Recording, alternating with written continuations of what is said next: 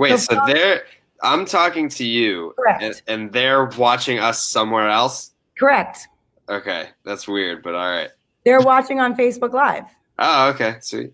So this is getting ported like directly through Facebook Live. Wow, look at Yeah, I know, right? And that. I can't believe you don't know this. I feel I've cool. I've never seen anything like this before. This is weird. Really? I know Yeah, something cooler than Barstool? yeah, I guess so. Sweet. All Yeah. right. So my class is paying attention. So I just want to do a little bit of an intro first. Okay. All right. So, Say good things.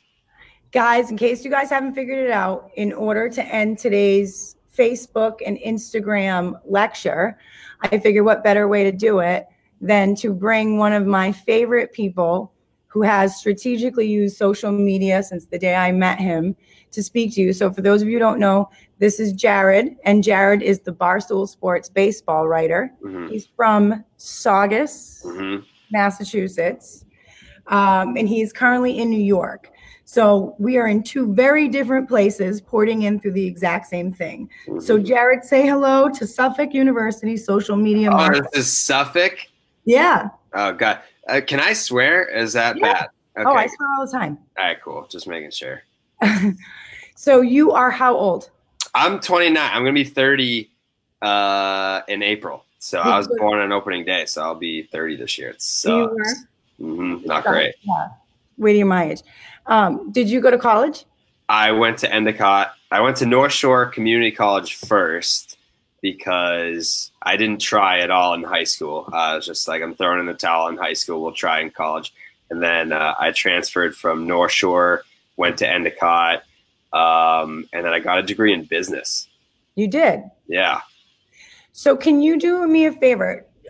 Just to set up. So Barstool Sports is what? I mean, they know what, most of them know what it is, but for those who don't, Barstool Sports is what? So like that question was a lot easier to answer a few years ago because it was just a website where we wrote about stuff that guys talk about when they're at the bar. And it has evolved into so much more than that now, to where it's like, yes, we have the website, but we also have a Sirius XM radio station. We have a bunch of podcasts. We do video shows. We do live stuff. We do pre-recorded stuff. We have guys that act. We have like skit shows now. It's crazy. We have like a Snapchat channel. We do a bunch of stuff on like Instagram. We have girls that do shows. So it used to be like, yeah, it's like a guy's site. Like now it's just like everything. Like Call Her Daddy is two girls, and their download numbers are, I'm pretty sure they're already number 2 in the company. Really? Yeah. So like, and they're only on episode 22, and they've just blown past everybody. So yeah, I think it's evolved to where it's just, if it's anything media related, we're doing it. So can you do me a favor?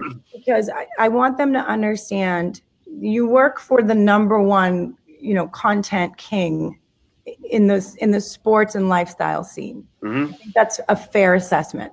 Yeah. Right? Would you say that this is your dream job? Oh God, yeah. I mean, that's the thing too, is that there's a clear difference in Barstool employees from the ones that like either didn't go to college and just went straight to Barstool, or they like dropped out of college and went to Barstool.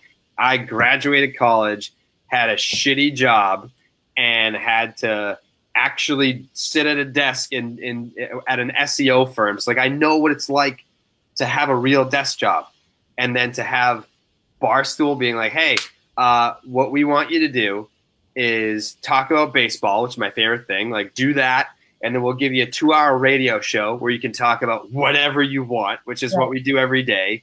And then on the Snapchat channel, it's like you're making people laugh. They basically show you like a viral Instagram video, and then you just say something reacting to it that's funny or interesting or whatever. And our Snapchat channel that's our most watched thing that we do.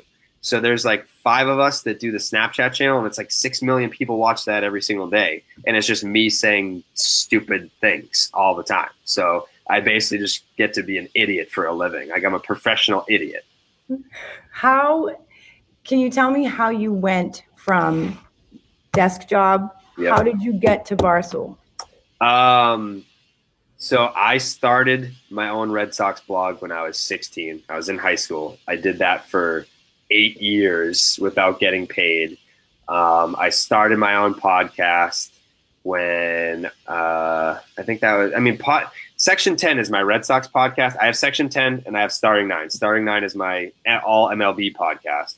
But Section 10 I started in 2015, but I did one even before that that never quite took off in like 2014. And I used to do a webcast in 2010. So that's when everyone's like, you know, how do I work at Barstool? How do I like get into the industry? I always tell everyone, just do it yourself. No one is going to hire you to then give you the reps or give you the experience. They want to hire people who can do the job. And if you already have the reps, everyone here, everyone watching, everyone listening has the opportunity to give themselves the reps. You can start your own blog. It's very inexpensive. You can start your own podcast. Like, even if no one's listening, it's just a matter of getting comfortable on the microphone. And if you're doing like a YouTube channel, even if it's getting 300 views and it's just the people that you have as Facebook friends, doesn't matter. You want to be comfortable on camera. You have to be comfortable behind the microphone, and you want to be getting the reps to write every single day. And it used to be that you could do one or the other. You got to be able to do them all. You have to be able to do them all now. So that's really like what happened was I just started all my own stuff. Yeah, and then I met Dave in 2011, and we just kept in contact. And then when they were looking for a Red Sox guy, I was like the guy that they reached out to. So you didn't even have to apply. You'd already built yourself up with this following that they wanted you, because with you came this engaged, interactive following automatically. How did you build that? It wasn't easy at first, and I think what happened was when I first started, which was 2006, it was New Year's Day. I was off by one day to be able to say I started in 2005. So it was New Year's Day 2006 is when I started doing it. And back then, Barstool was not a career choice. Like, blogging was not a career choice. So I wrote in a certain style that was like, these people in the press box write like this. So I'm going to have to write like this if I want to do this professionally. So it's kind of like watered down and, you know, whatever. Like, it's something that you read in the newspaper. And only until I started reading Barstool and Bill Simmons, a guy like Bill Simmons sort of set the blueprint to where it's like, it's okay to be a fan and show that you're a fan when you're talking about what you're writing about.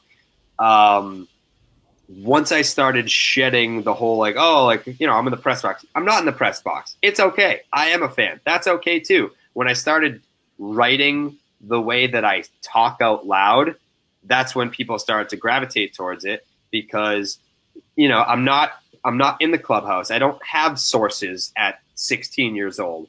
So I'm not going to be able to tell you something that you don't already know, but you might find my passion infectious. You might gravitate towards my passion because it's like, I love the Red Sox. You love the Red Sox. Now we're a community.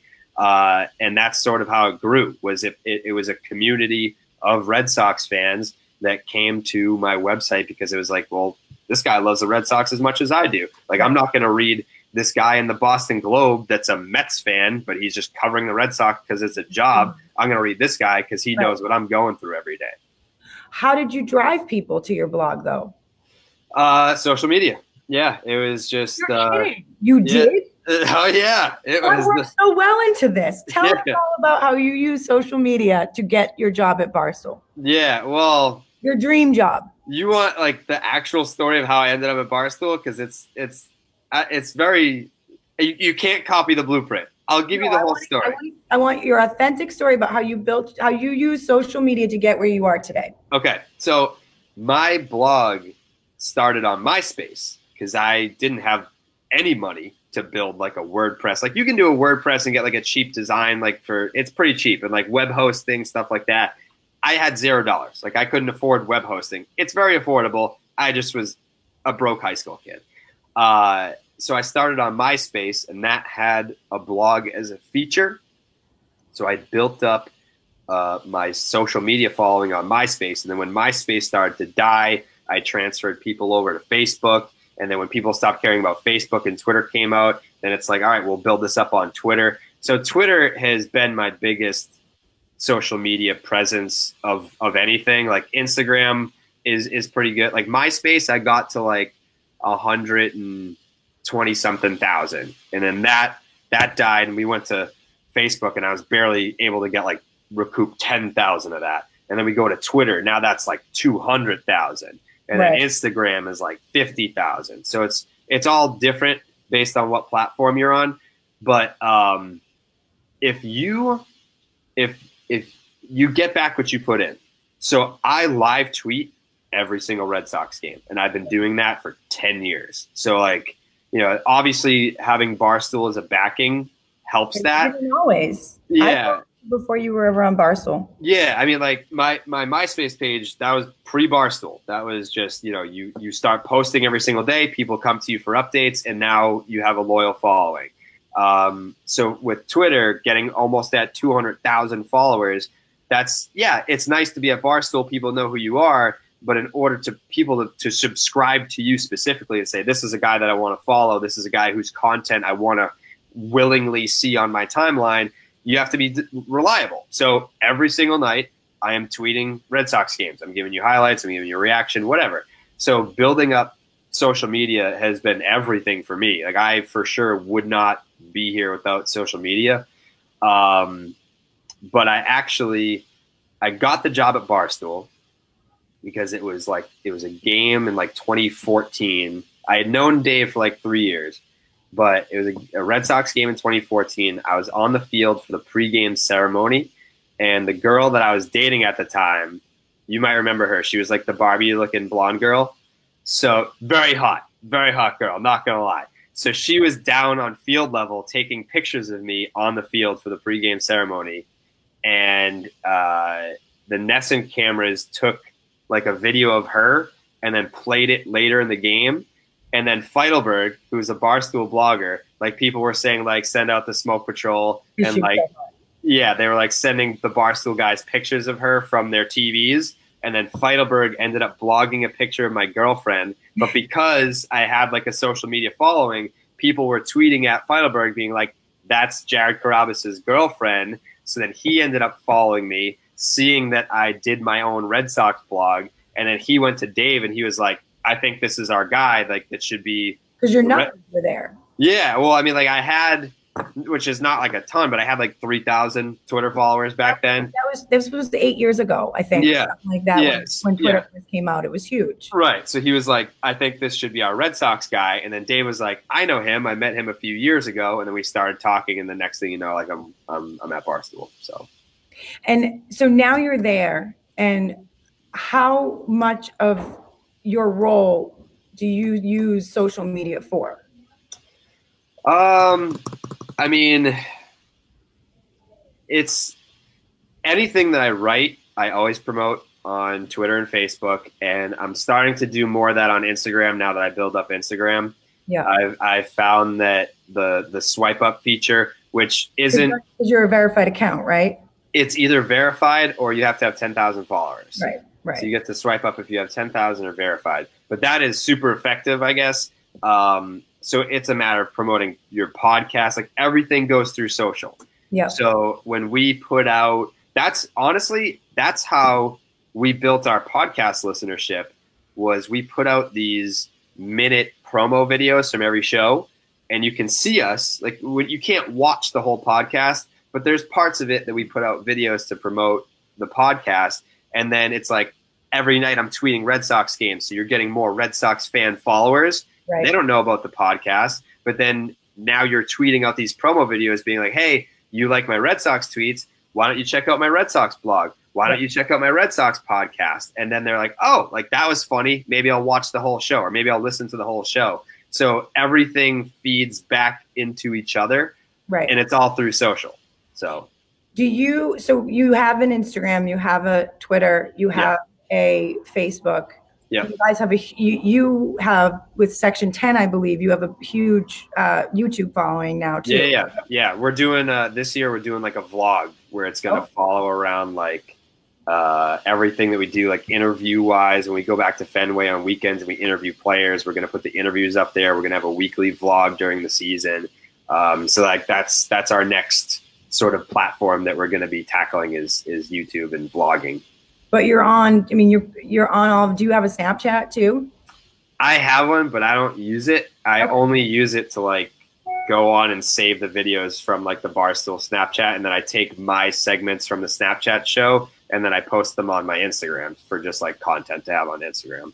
So you focus on the social media sites that you can do well and be successful at, instead of trying to spread it across all and doing some of them half-ass. Yeah. And it's weird because Facebook is still a powerhouse, but it's really hard to build up a personal brand on there. So, I mean, whatever they push out of when we were doing like the Red Sox Yankee videos, me and Hubs, who's the Barstool Yankee blogger, we would go to like Red Sox Yankees games. We would make videos of us reacting, and then they would post those videos on Facebook, and they do really well through like the main Barstool channel.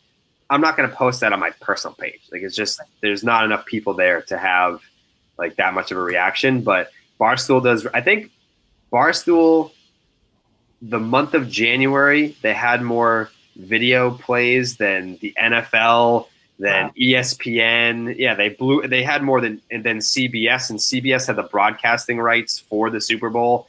So yeah, I mean, Facebook is still a monster. It's just tough to build through like one personal page. Right. But yeah, Twitter for me, that's my wheelhouse. It's the quick, it's the one-liners, it's the reacting right away to something, it's sharing a video, it's making a video that will make someone laugh and sharing it on Twitter. There's so many different things that you can do with Twitter that it's easier. It's the easiest to go viral on Twitter. So people just retweet, like, a bunch of people see it. So do you, because that means, I mean, if I'm doing the math correctly, if you're putting all of your stuff on social media, you're on social media all day, every day. Maybe not tuned in all the time, but it's running. No, all day, every day. All day, every day. It's a disease. It has to be. You have to be. You have to be on top of everything 24/7. That's part of the job. Is you are never not working. And you see all these other media outlets and they're going out of business. I feel bad for those people, but those people are punching the clock. It's like I'm on the clock at 9, I'm off at 5, and if I'm not working, then that's someone else's job. If you want to build up your personal brand, if something breaks and you're the person that covers that, people are supposed to look to you and be like, oh, like for me, if the Red Sox made a monster trade right now, everyone knows that I would have something on the blog. I would have a tweet up about it. We would do a podcast about it immediately. Right. It doesn't matter if it's Christmas Day. Like that you're still going to get it.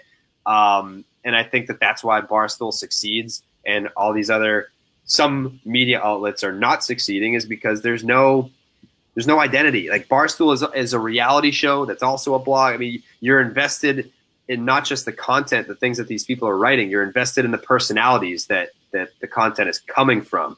And that is so unique and unlike any other like media outlet that I've ever seen before. So that's super valuable to us.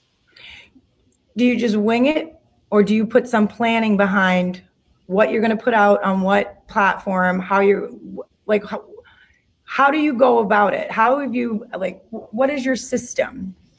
Yeah, I mean, like if I write a blog, I tweet it, I put it on Facebook. If it's something that I know is going to be viral, like if, say, David Price says something extremely controversial or very funny, and you can tease it a little bit, I would take a screenshot and I would make that an Instagram story, be like, you'll never believe what David Price just said down in spring training. Swipe up to read more, and then you can get conversions that way. There's that, and then for games, you're tweeting every single big play. You react to it right away, and then obviously you can't, like MLB is strict about their highlights. So if someone hits a home run, you react to the home run, and then you wait for someone to post the social clip, then you post the social clip. I mean, not everyone is watching 162 games every pitch of the game like I am. Like that, only a psychopath is doing that. So you're providing a service to these people. It's like, oh, maybe I'm out on a date tonight and I'm not, we're at a restaurant where there's no TV, but I know that if someone hits a home run on the Red Sox, that highlight is going to be on Jared's page. So it takes a lot. You have to stay on top of everything. But that's really it. Is there's no, it's crazy to say, but we've created an environment where you almost feel guilty falling asleep.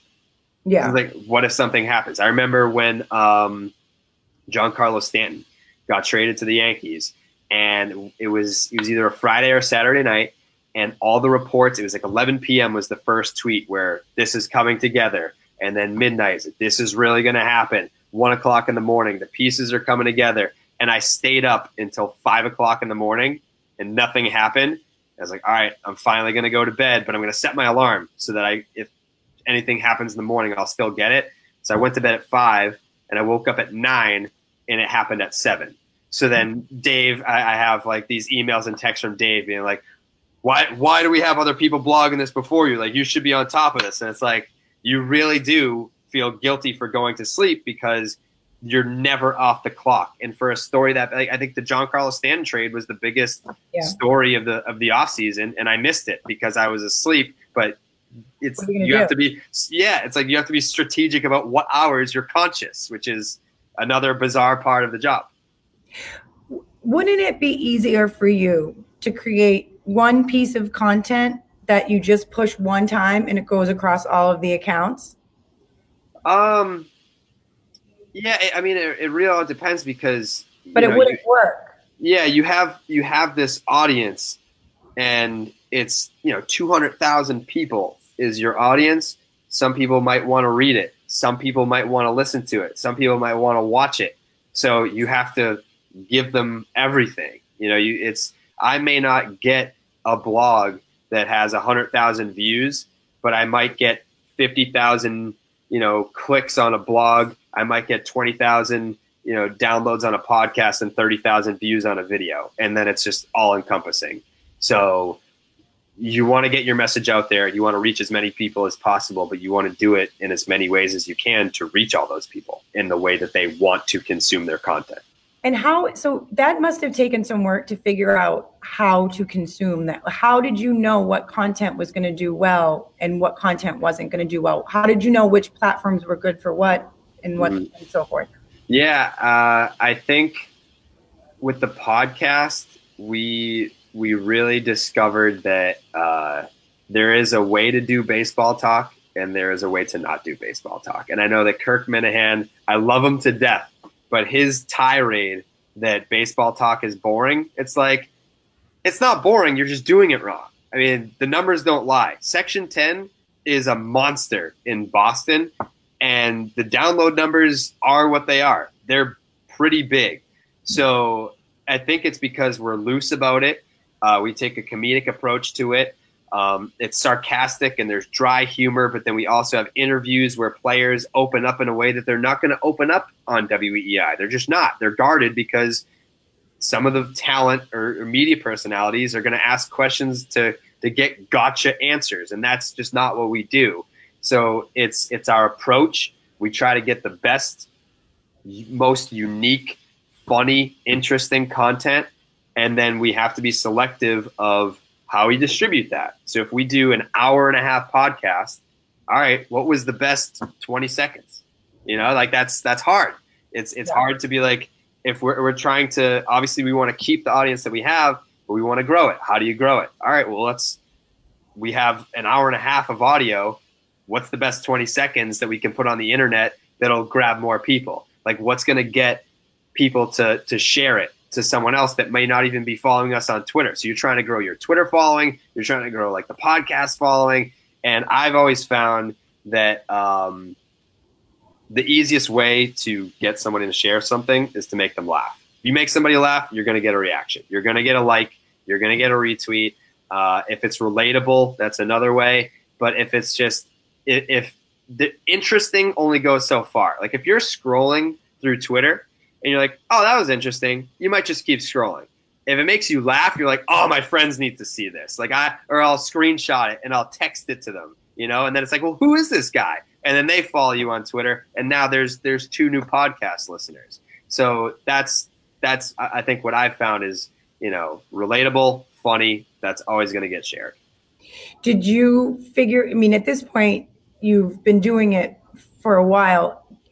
Did you just try a bunch of things and then you eventually figured out what did well and how to make things get farther pushed through the algorithms and whatnot? Yeah, I mean, with Twitter, there is no algorithm, which is great. Facebook is a little bit different.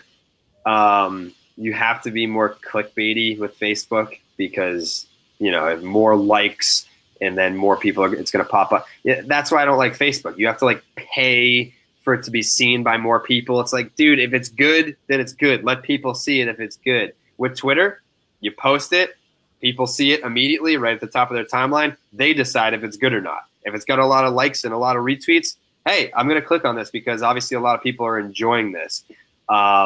So that's why I found that Twitter has been great for driving traffic and growing a podcast listenership.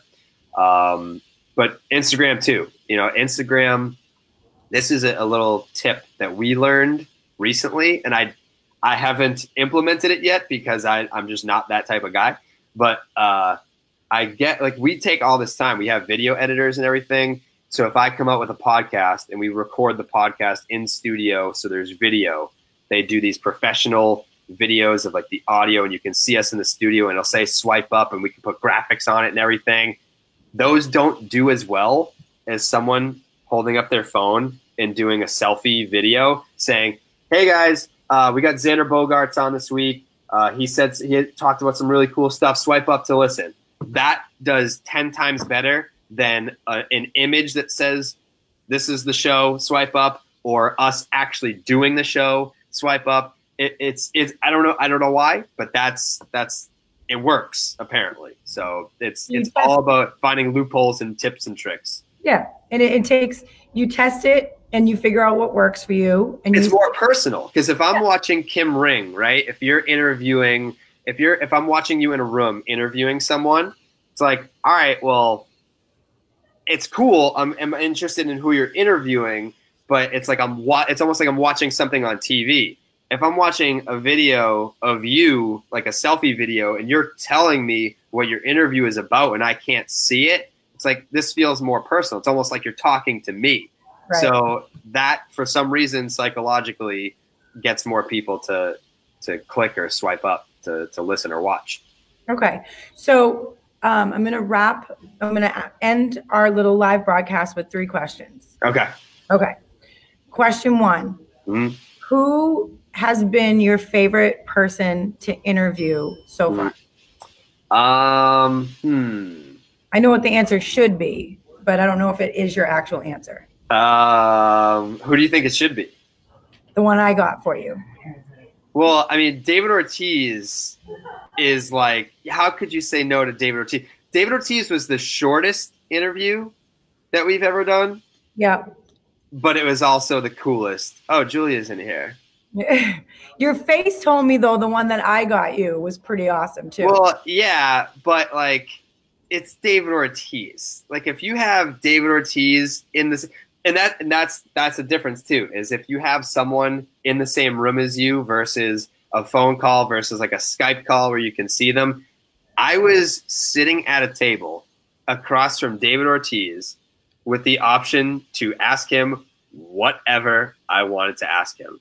And I don't know how you top that because he's our generation's Ted Williams. Like, I think if it's like, all right, who's the number one person that you would ever want to interview? It'd be Ted Williams, but he's dead. He's been dead for a while, so I can't do that. Next person in line, it's David Ortiz, and we did that. So that has to be the coolest. It's David Ortiz. Was Pedro second then, at least? Pedro was like, did you see the video of me interviewing Pedro? Yeah. Okay, so like my face was glowing the entire time. Yeah. But it was over the phone. So I would look like it. I think if I had the chance to interview Pedro sitting down face to face, and it was, you know, if we got to do Pedro for like 25 minutes in person, that would have beat out David Ortiz for 5 minutes because that's really all we got him for. It was very quick. Right. We asked him like 3 questions in and out. Pedro took his time with his answers. And and I was just sitting there, just like, ah, just like listening to him like answer all these questions in depth. And I remember thinking to myself during that interview, it is mind blowing that I'm verbally speaking words, and then the returning voice back into my ear is Pedro's voice. I was mind blown the entire time. So those are probably my two favorite. The sit down, will that bump Poppy back one? I would say if we got Pedro for like 20 minutes, yeah, that would be a lifetime goal. Okay, noted. Second question. What is your honest take on Ronda Rousey in the WWE? I mean, I wasn't crazy about her character because she is supposed to be this badass from the UFC, and then when she came to the WWE, I didn't like how much she smiled. Like, I wanted her to be more feared. Like, you're not supposed to be like the happy-go-lucky girl. Like, you're not the girl next door. You're the ass kicker next door. So be that. And I think I would have warmed up to her more. It was like right name, right spot. Like, obviously her time in MMA, whatever. She's perfect for the wrestling industry. I couldn't get into her character as this person that like smiled all the time. It's like, you're not the happy-go-lucky girl. You're like, I want to look at you and be afraid. I want you to like look at you and be like, this girl could rip my arm out of its socket and shove it up my ass. Like, it's just what didn't happen. Noted. All right. Final question before we go. Okay. Do you have a Valentine? My mom is my Valentine every year. So that's my Valentine forever. We actually just told this story on radio about when I was in elementary school. I used to be afraid to go to school because I didn't think any girls would give me Valentines. And we have a girl that works at Barstool. Her name's Ellie, and she cries about everything. And I told her that story, and she actually cried like in front of me, which I thought was ridiculous. But my mom is my Valentine, so I actually need to send her flowers. I haven't done that today, so I should probably do that. I tried this morning. When I woke up this morning, I went on like every single website. I was like, yeah, there's no same day delivery. Like, that's on you. You should have planned better. I'm like, you're right. I should have planned better.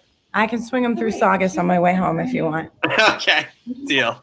All right. Well, listen, before I log off, I just want to say I appreciate you taking the time to do this. I know that you're a big shot now, and that you're not a big shot. Little people that are from your past. So stop it. Time. But you know, I want you to know, and what I want them to learn from you is you used social media to strategically build your personal brand, which eventually got you your dream job. Right. It's the person that you are, Jared, that is getting you farther. You're a good kid. You're a kind kid.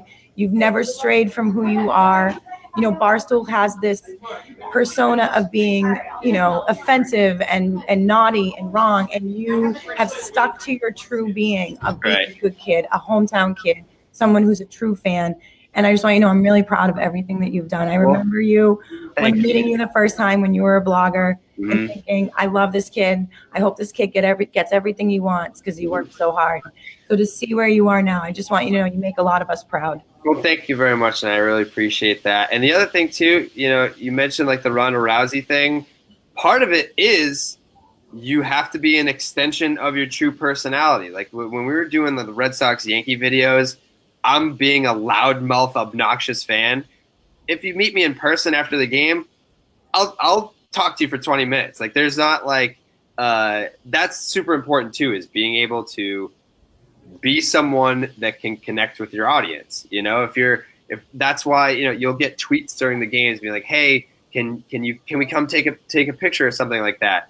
And I'll be like, hey, after the game, come meet me at Gate D. And I'll spend an hour out there, like talking to people, hanging out with people. And then we invite them to the bar after. And it's like, it's great. It's like a great, like, little community. So that's super important. That's very, very important is to be able to do stuff like that. All right. Well, listen, their class ends in like 5 minutes. I'm going to go in. I'm going to wrap it up and send them on their way. But I miss you terribly. I can't wait to see you next time you're home. You have to. I'll have to come visit you because you went to New York last time. That's the last time I saw you, so I'll have to come visit you. Maybe next time I'll be able to pop in for a class. Oh, I would love that. I would love that. You know, I would next time for Twitter too because you're awesome at it. All right. Well, we'll do that. All right, kiddo. I miss you. I'll talk to you later. Miss you more. Thank you so much for having me. And I can't see any of the students, but good luck to everyone. I hope you have all the success in the world. All right, honey. Bye. Bye.